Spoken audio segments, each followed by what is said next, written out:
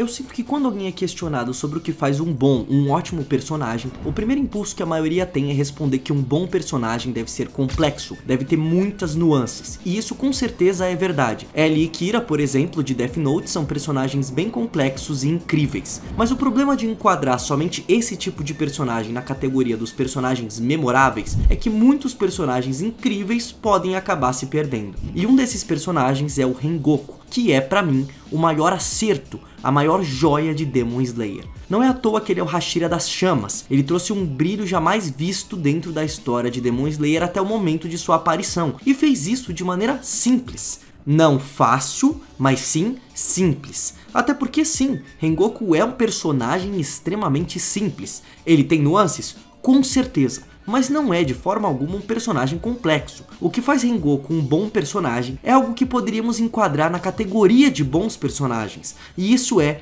um forte ideal. Um bom personagem não precisa de trocentos fortes ideais, não precisa de trocentas nuances para se destacar. Ele só precisa acreditar em uma coisa e lutar por ela até o final com todas as suas forças. É por isso que nós assistimos um anime, um filme, uma série ou lemos um livro que tem personagens seguindo um rumo dentro da história, porque esses personagens estão lutando por algo e isso nos fascina, nos interessa, nós nos sentimos preenchidos por isso e até nos identificamos. No caso do Rengoku, era o ideal de que os mais fortes, que nasceram com mais habilidade e talento natural, devem sempre se questionar, proteger os mais fracos e necessitados. E para alguém se sentir protegido, a pessoa deve se sentir calma, deve se sentir bem. Então o Rengoku, mesmo quando está prestes a morrer, não deixa de sorrir, não deixa de cativar e ser carismático para passar isso para as outras pessoas. Rengoku leva seu ideal até os seus últimos momentos. Ele aproveita cada milésimo de segundo da sua vida para passar para os outros a mensagem de que à medida que forem se tornando cada vez mais fortes, cada vez mais têm a obrigação de ajudar os mais fracos. E isso é muito bem feito, pois começa em menor grau, com o Rengoku ajudando aquela garotinha no começo do arco Mugen Train, até em maior grau, na sua luta contra o Akasa. E essa luta com o Akasa é bem emblemática, porque em dado momento o Lua Superior fica fascinado com a força e a determinação do Rengoku, e tenta convencer ele a se tornar um Oni também de maneira bem incisiva, falando que ele poderia se tornar mais forte tanto fisicamente, quanto aprender trocentas mais habilidades, porque viveria por séculos. E Rengoku prontamente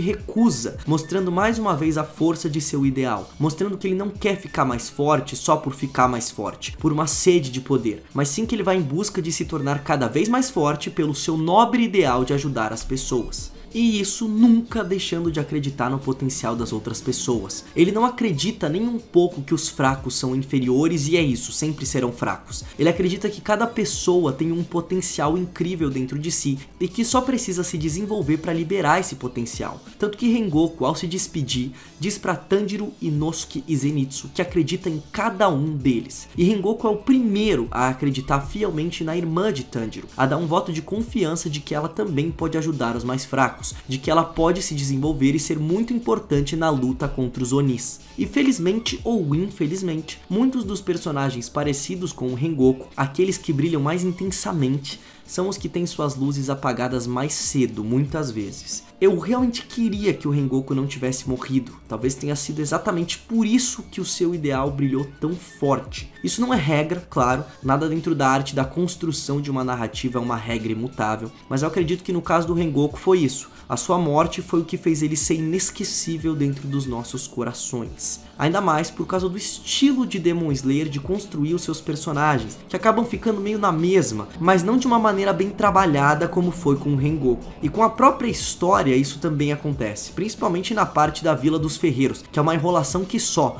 onde os caçadores de Oni cortam a língua do Oni, mas depois mostra que na verdade era pra cortar o ombro, aí quando corta o ombro aparece mais um pequenininho que tem que cortar o pé dele, e depois sei lá onde, algo que é bem maçante. Eu realmente não sei se a criadora de Demon Slayer não ia acabar perdendo a mão com o Rengoku também, ainda mais no meio de tantos outros personagens como os Hashiras. É porque, em resumo, Demon Slayer tem uma história ok, não é fenomenal, nem revolucionária e nem precisa ser. Tanto que o que as pessoas mais destacam sempre que se fala do sucesso de Demon Slayer é a animação, que é impressionante e fascinante de ver. Mas nessa parte do Rengoku, por causa dele, a história tomou um tom daquelas histórias especiais pra nós, que quando um amigo começa a assistir Demon Slayer, nós queremos que ele chegue logo nessa parte pra saber como ele vai se emocionar com o personagem do Rengoku. O Hashira das Chamas foi com certeza um ponto fora da curva pra Demon Slayer, o ápice da história.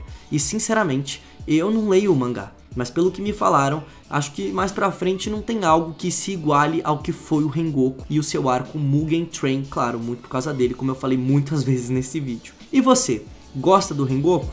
Comenta aqui que eu quero muito saber. Valeu e até!